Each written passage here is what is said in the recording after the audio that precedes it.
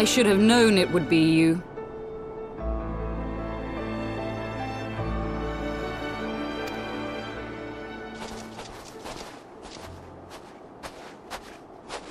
Word reached me of a struggle with a small but well-armed band of trespassers.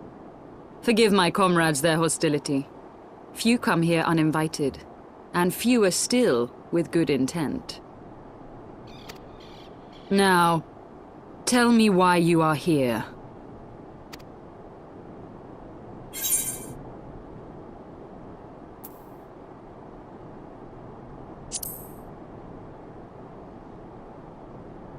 So, you seek to stem the Dravanian tide with talk?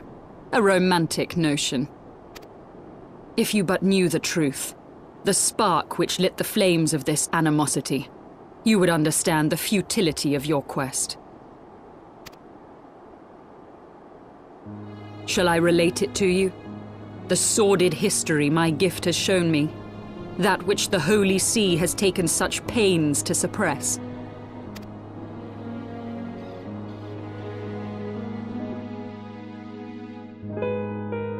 'Twas more than a millennium past when an Elizan tribe first sought to claim the lands of Kurthas as its home.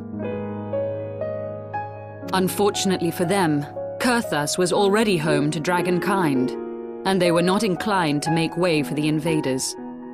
Thus did a bloody war begin, a war which might well have rumbled on until one or the other side was exterminated, had it not been for the resolve of a single woman.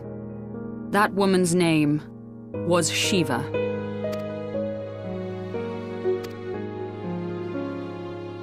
While those around her fought and died, she attempted to parley with the dragons, and in so doing discovered them to be possessed of profound intelligence and reason.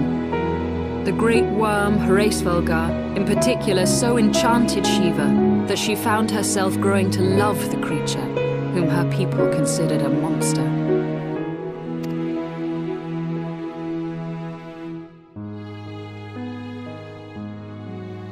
In the eyes of a near-immortal dragon, however, the fleeting life of an Elizan is as that of a freshly cut rose. Scarce has the flower bloomed before it begins to fade and wither. Such melancholy musings plagued Hraesvelgar, who had found in Shiva an unexpected and beloved soulmate. He knew that all too soon, death would snatch her away from him. Unable to bear the thought of their separation, the maid bid the worm consume her, that their spirits might be entwined for eternity. Though loath to perform the deed, Hraesvelgar ultimately gave in to her plea, and soon thereafter the tale of their ill-fated love spread throughout the two warring factions. No more could they raise blade or claw against one another, knowing that the souls of their kin were so inextricably bound. In the days that followed, man and dragon learned to live in harmony, and together built a nation unlike any the world had ever known. For 200 years did this blissful age of peace continue, as it would to this day, had vilest envy not stirred in the hearts of the Elizan. It is said that worms owe their longevity to the boundless reserves of vitality found within their eyes. And 'twas in this belief that a traitorous band of knights deceived their allies of some 2 centuries, and took by force that which they coveted.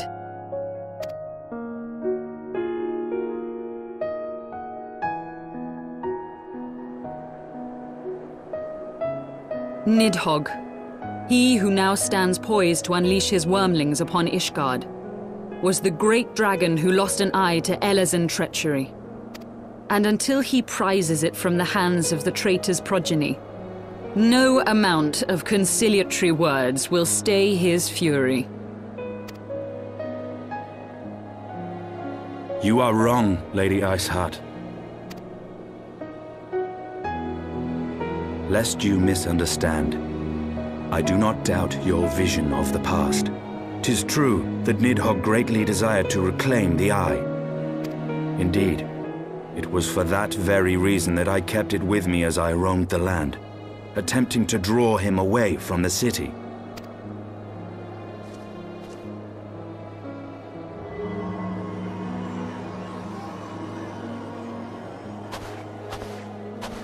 Good gods! Until recently, Nidhogg seemed unable to resist its allure and pursued me relentlessly.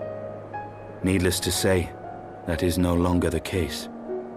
Now, it would seem, he has fixed his attention on Ishgard itself, though he knows full well the eye does not reside there.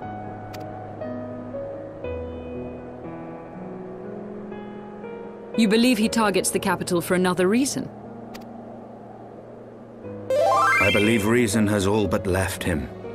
Through the eye, I feel much of what Nidhogg feels, and the dragon's thirst for vengeance will not be quenched by aught less than a sea of blood.